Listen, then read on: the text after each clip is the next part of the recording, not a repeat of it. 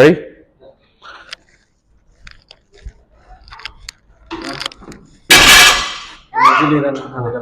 ఎందుకు ఏమైంది? వెళ్ళిపోతా. ఏం నాన్న డీటాక్సిఫై చేస్తున్నాను. అసలు ఫుడ్ ఏం తింటలేను నేనైతే. అంటే నేను కటింగ్స్ కావాలి కదా, సో ఓన్లీ నేనైతే అసలు ఏం తినలే. ఇలా కొంచెం అన్న ఆకుకూడలు ఏమన్నా తిందామని చెప్పేసి అన్న. ఎందుకు ఎనర్జీ లేదు. ఎందుకు రైస్ ఎందుకు బంద్ చేసినావు? చపాతీలు అవి అన్నీ ఎందుకు బంద్ చేసినావు? అలా తింటే ఏమైతే ఫ్యాట్ అయితే మన అది మళ్ళీ ఫ్యాట్ పెరగలని చెప్పేసి. ఇది మైండ్ లోకి వెళ్ళి అందరు తీసేది ఫస్ట్. ఇది అన్న నిన్ననే ఒక 5 days ముందే నేను ఒక రీల్ చూస్తాను. ఏం తినకుంటే వెయిట్ లాస్ అవుతారు, మంచి కటింగ్స్ కనబడతాయి అని చెప్పేసి అన్నారు. కొంతమంది నీళ్ళు కూడా తాగడంట. అదే కదా అందరు చేసే తప్పు. మీరు ఇమ్యూనిటీని, మీ గట్ హెల్త్ ని అన్నిటిని ఖరాబ్ చేసుకునేదే ఎందుకు?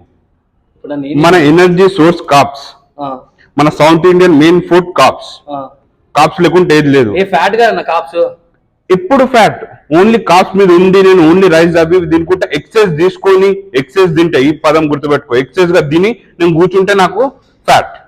అది నాకు సరిపోయినంత నేను కాప్స్ తీసుకున్నా, నేను వర్క్ చేసుకుంటున్నా, అయితే ఏం కాదు, స్టోరే కాదు కాప్స్. అర్థమైందా? నేను తినొచ్చు, రైస్ తినొచ్చు, చపాతీలు తినొచ్చు, ఇడ్లీలు, సాంబార్ ఏదన్నా తినొచ్చు, కానీ దాన్ని నేను వర్క్ గా కన్వర్ట్ చేసుకోవాలా. అంటే ఇప్పుడు నువ్వు ఏమంటున్నావు? ఏదన్నా తిను కానీ వర్క్ చేయి, బాడీని యాక్టివ్ గా పెట్టుకో, అప్పుడు అది స్టోర్ కాదు. అర్థమైందా? ఇంకోటి నార్మల్ గా తిను, అంటే మరీ అంటే 3 పూటలు అది అది అన్నట్టు కాదు, తిను కానీ అవాయిడ్ చేయకు. ఖచ్చితంగా నీ డైట్ లో ఉండాల్సిందే.